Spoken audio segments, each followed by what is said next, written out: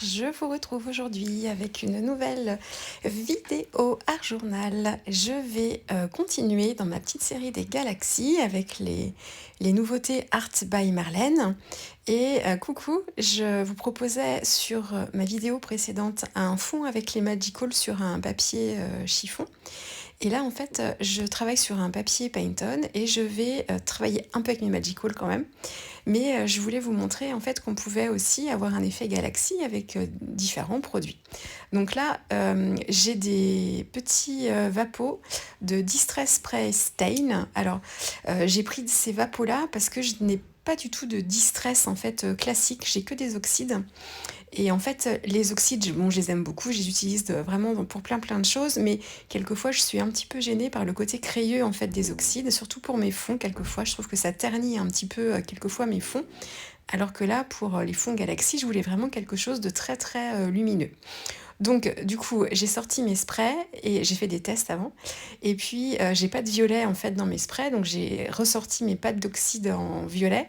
J'ai testé et du coup, ça me convenait pas du tout parce que justement j'avais le côté très crayeux de l'oxyde et donc du coup j'ai pas du tout utilisé mes oxydes, j'ai utilisé que les Distress Spray et je suis venue rajouter après des Magical. Donc là je fais mon fond, donc j'ai des couleurs, alors dans les couleurs je sais plus, j'ai le citrus, j'ai la dernière couleur bleue, le Prize Ribbon, j'ai aussi le Salveg quelque chose, là c'est le turquoise. Donc je commence comme ça, j'ai pchité un petit peu d'eau avant pour avoir déjà une base humide et ensuite j'ai pchité en fait d'abord le vert et après la couleur bleu turquoise. Si ça me fait en fait des marques sur mon papier au début, des ronds, parce que j'ai pchité assez près, moi ça me gêne pas puisque je reviens remettre de l'eau par-dessus et je viens flouter l'ensemble. Donc il y a pas de problème. Et c'est vrai que quand on utilise les sprays, on a le côté un peu moucheté aussi, alors qui peut soit déranger certaines ou certains. Moi qui me dérangeait beaucoup quand j'ai commencé le scrap, j'aimais pas du tout ça. Et en fait maintenant que je patouille beaucoup plus, c'est quelque chose que je peux aimer justement parce que ça crée des petits effets de texture et encore plus quand on travaille comme ça des petits fonds Galaxy. Donc j'ai commencé comme ça avec mes couleurs de spray Distress.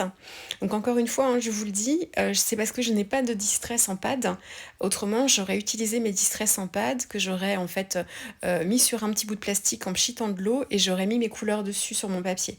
Les Distress, elles ont classiques, elles sont transparentes. C'est vraiment un petit peu comme des encres aquarellables. Donc elles sont assez transparentes, vraiment comme des aquarelles. Bon, je me répète. Et elles ont vraiment un effet complètement différent des oxydes. Alors les couleurs sont similaires à peu près.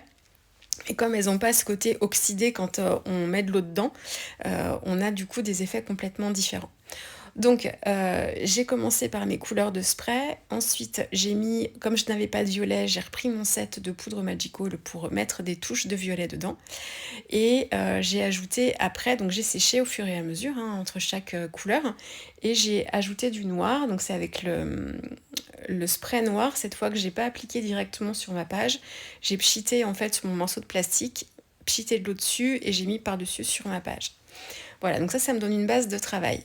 Ensuite, je trouvais que ma page était un peu trop noire, un peu trop sombre, donc je suis revenue avec mes Magical dessus, comme j'ai de la poudre de mica dedans, ça c'est très irisé, et du coup ça me permet d'éclairer comme ça ma page avec mes poudres.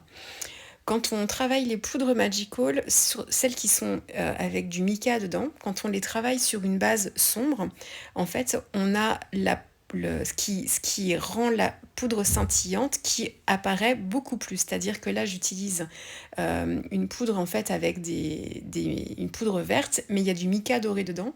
Et du coup, quand je saupoudre dessus, on va voir le côté doré de la poudre de mica qui va ressortir beaucoup plus et un peu moins le vert, ça dépend où est-ce qu'il est situé.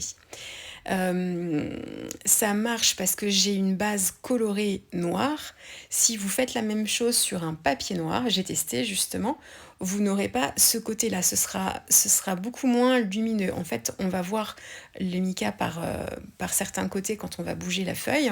Par contre, on n'aura pas beaucoup de couleurs hein, et ça reste très très très très sombre. Alors que quand on travaille sur une base en fait d'encre aquarellable comme la mes Distress, du coup dès que je mets de l'eau dessus, en fait j'ai la Distress en dessous qui continue de bouger encore, et du coup c'est ce qui fait en fait le mélange des couleurs et le côté un peu plus lumineux. Je sais pas si je suis claire quand je vous explique ça, mais voilà. Alors c'est pas qu'on peut pas utiliser les poudres Magical irisées sur du papier noir, et pas du tout, parce qu'au contraire c'est très joli, mais par contre on n'aura pas ces effets de couleur, pas autant en tout cas. Alors là par-dessus, j'ai bien tout séché. J'ai pas mis de fixatif ici parce que j'ai pas de paillettes. J'ai juste attendu que ce soit bien sec, et ensuite avec mon Posca blanc, je suis venue le taper au-dessus de ma page pour faire des éclaboussures et faire des mouchetures. Je sais pas si ça se dit. Comme ça, pour rappeler un peu l'effet Galaxy. Et ensuite, je suis venue avec le pochoir Art by Marlène de cette collection aussi, avec du gesso noir. Alors j'aime beaucoup ce gesso-là. C'est le gesso de la marque Amsterdam.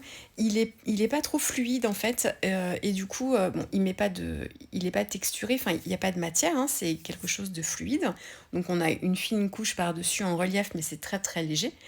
Et je l'aime plutôt bien celui-ci, et du coup je pense que je vais me prendre la version gesso blanc pour voir si ça me convient mieux que celui que j'ai, on verra, mais je trouve que le motif du pochoir est bien net là, et j'aime bien la texture.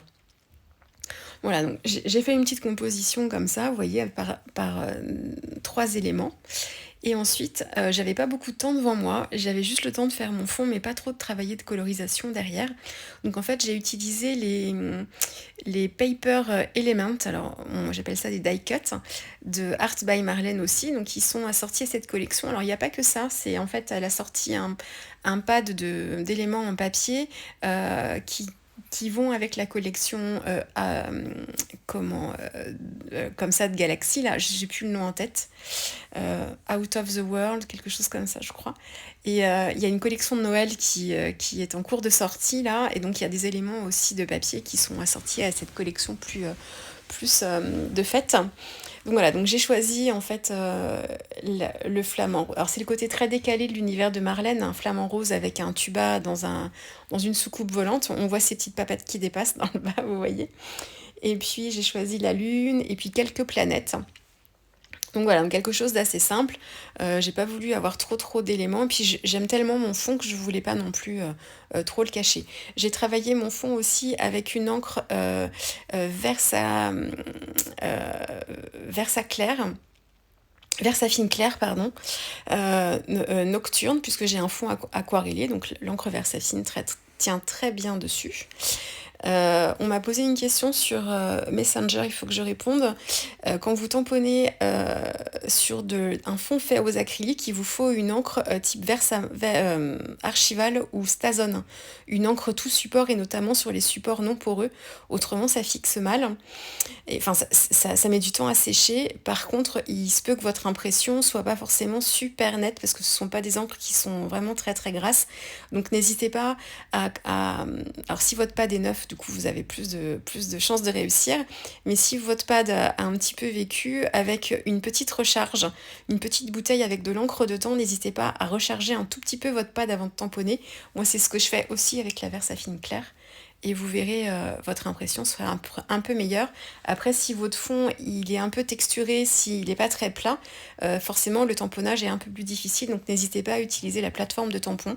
Alors peu importe votre marque, moi j'ai celle de Timols, mais bon, peu importe, et comme ça vous permet de pouvoir retamponner au même endroit. Mais voilà, c'est ma petite parenthèse. Voilà, là j'essaye de vous montrer le côté hyper lumineux par endroits. Alors j'ai utilisé une autre poudre, c'est du 7 Prairie, je voulais un bleu, comme j'ai des touches de bleu dans mon fond avec mes Distress, donc j'ai ajouté la poudre bleue qui fait partie du 7 Prairie quelque chose, bon je sais plus quel est le titre exact de la Magical, mais le 7 Prairie pour avoir les parties bleues comme ça, autrement c'est le 7 Outer Space. Voilà, je vous laisse avec les photos, et puis on se retrouve, alors le stickers aussi, Fly Me to the Moon et Let Me Dance. Je vois pas, The Stars. C'est un stickers Art by Marlène aussi. Voilà, je vous laisse avec le reste des photos, puis je vous dis à très vite. Au revoir.